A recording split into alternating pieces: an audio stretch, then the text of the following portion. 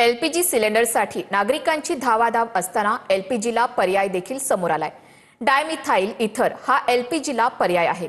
विशेष म्हणजे हा वायू तयार करणाऱ्या प्लांटचं भूमिपूजन सुद्धा मुख्यमंत्री देवेंद्र फडणवीस यांनी केलेलं आहे।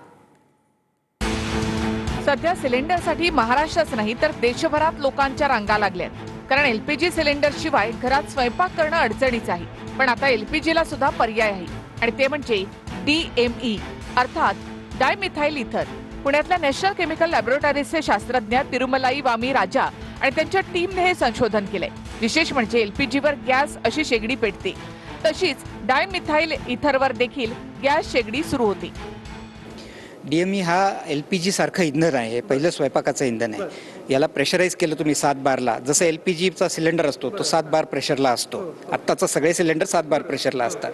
7 बार प्रेशरला प्रोपेन हा जो गॅस आहे सिलेंडरमधला तो लिक्विफाय होतो, तर द्रव रूपात परिवर्तन होतं, म्हणून आपण तो वापरू शकतो। द्रव रूपात परिवर्तन झाल्यामुळे तो देशाच्या कानाकोपऱ्यात पोचवता येतो आपल्याला। गॅस पोचवणं अवघड आहे, पण लिक्विड द्रव पोचवणं सोपं आहे, म्हणून एलपीजी सगळीकडे वापरला जातो। तर डीएमई हे तसंच इंधन आहे, त्याला आपण प्रेशरला दिलं, 7 बार प्रेशर दिलं की ते लिक्विफाय होतं। एलपीजीमध्ये आपण ते मिक्स करू शकतो। रिफायनरी कंपन्यांमध्ये डायमिथाइल इथर तयार करणं शक्य आहे आणि कोल गॅसिफिकेशन प्लांट मध्ये सुद्धा डायमिथाइल इथर तयार होतो। या ठिकाणी प्रयोगासाठी हे तात्पुरत्या स्वरूपामध्ये तुम्ही प्रात्यक्षिक या ठिकाणी ठेवले। हा सिलेंडर पाहायला मिळतोय। सध्या आपल्याला जो सिलेंडर भेटत नाही बाजारामध्ये, आता सिलेंडरसाठी मोठी गर्दी होताना पाहायला मिळतोय। तुम्ही तात्पुरत्या स्वरूपामध्ये या ठिकाणी तुम्ही प्रयोगासाठी हे ठेवलेलं आहे। हे जे आहे त्याच्यामध्ये कोणतं इंधन आहे, म्हणजे डीएमई डायमिथाइल इथर आहे का? हा पूर्ण डायमिथाइल इथर म्हणजे 100% डायमिथाइल इथर आहे इथे। या प्रयोगाचं कारण असं की तुम्हाला आम्ही दाखवू शकतो की 100% डायमिथाइल इथर सुद्धा एलपीजी सारखा जळतो।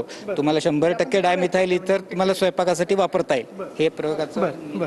खरं आपण पाहतोय की सध्या संपूर्ण देशभरामध्ये आपल्याला जो एलपीजी गॅसचा तुटवडा पाहायला मिळतो, आपण पाहतोय की डायमिथाइल इथर जे आहे ते गॅस सारखंच आपण पाहतोय की या ठिकाणी आपल्याला बर्नलवरती जे आहे ते पाहायला मिळतंय। डीएमई स्वरूपाचं आपण पाहतोय की हे जे इंधन आहे ते सध्या एलपीजीला पर्याय ठरू शकतं, अशा पद्धतीचे इथले संशोधक सांगतायत। विशेष म्हणजे चंद्रपूरमध्ये मुख्यमंत्री देवेंद्र फडणवीस यांच्या हस्ते ग्रेटा एनर्जीच्या कोल गॅसिफिकेशनच्या प्लांटचे उद्घाटन झालं। फडणवीसांनी एलपीजीला पर्यायी गॅस इथे तयार होणार असल्याचं सांगितलं। हा पर्यायी गॅस म्हणजे डायमिथाइल इथर आहे। 7 प्रकल्प कोल गॅसिफिकेशनचे। पूर्वी आपण कोळसा काढायचो आणि कोळसा जाळायचो, आता कोळसा जाळायचा नाही आहे, त्या कोळशाचा गॅसमध्ये रूपांतरण करायचं आहे की एलपीजीला रिप्लेस करता येईल। आपल्या घरी आपण जे सिलेंडर वापरतो अशा प्रकारचा रिप्लेसमेंट गॅस देखील त्या ठिकाणी ते तयार करू शकतील।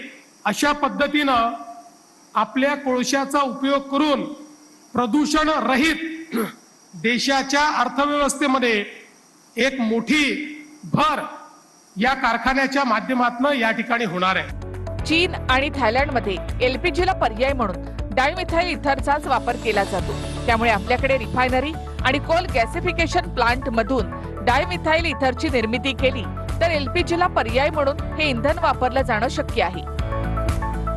चंद्रपूरहून निलेश डहाटसह प्रदीप कापसे, TV9 मराठी, पुणे। लातूर जिल्ह्यात 4थ्या दिवशी देखील गॅस सिलेंडरचा तुटवडा सुरूच आहे। सिलेंडर मिळवण्यासाठी नागरिकांची धावाधाव सुरूच आहे। सिलेंडरसाठी तासनतास रांगेत थांबावं लागतंय। घरगुती गॅस सिलेंडरवर नियंत्रण ठेवण्यासाठी 10 पथकं तैनात करण्यात आली आहेत।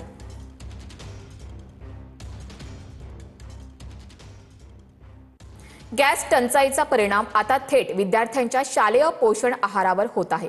बुलढाण्यामध्ये गॅस संपल्यास शालेय पोषण आहार चुलीवर शिजवण्याचे आदेश शिक्षणाधिकाऱ्यांनी दिलेले आहेत, तर जिल्ह्यातील 1985 शाळांपैकी 1739 शाळांमध्ये गॅस उपलब्ध आहे।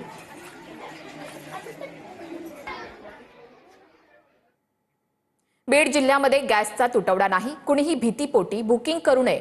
आवश्यकता असेल तेवढा गॅस सर्वांना मिळेल अशी माहिती जिल्हाधिकारी विवेक जॉन्सन यांनी दिली आहे। कुणीही घरगुती गॅसचा व्यवसायाच्या ठिकाणी वापर करू नये। कारवायांसाठी आम्ही तहसील स्तरावर पथकं नियुक्त केली आहेत, असंही जिल्हाधिकाऱ्यांनी स्पष्ट केलेलं आहे।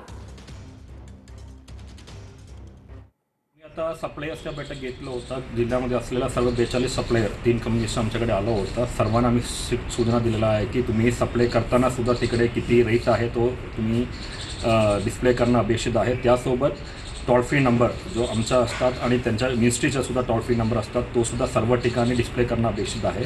आणि कुठलाही नागरिकांना त्या प्रकारची तक्रार असेल तर आमच्याकडे तुम्ही तक्रार करावी. गोंदियात व्यावसायिक सिलेंडर मिळत नसल्यानं हॉटेल व्यावसायिक संकटात सापडले आहेत. हॉटेलमध्ये आता कोळसा, इलेक्ट्रिक शेगडी, डिझेल शेगडीचा वापर करण्यात येतोय. कमी ऊर्जा लागणारे पदार्थ आता हॉटेल मालक बनवू लागलेत.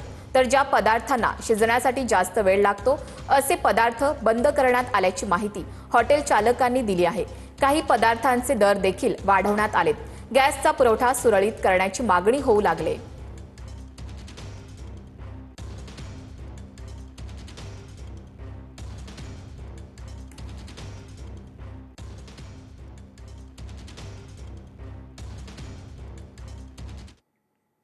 वार्षिक फास्टॅग पासचे दर 2.5% वाढवण्याचा निर्णय घेण्यात आलाय. केंद्रीय रस्ते वाहतूक मंत्रालयाकडून हा निर्णय घेण्यात आलाय. 3,000 रुपयात मिळणारा हा वार्षिक पास आता 3,075 रुपयांना मिळणार आहे. 1 एप्रिल पासून ही नवी दरवाढ लागू होईल. सिलेंडरच्या तुटवड्यानं चंद्रपुरात पोलीस भरतीसाठी आलेल्या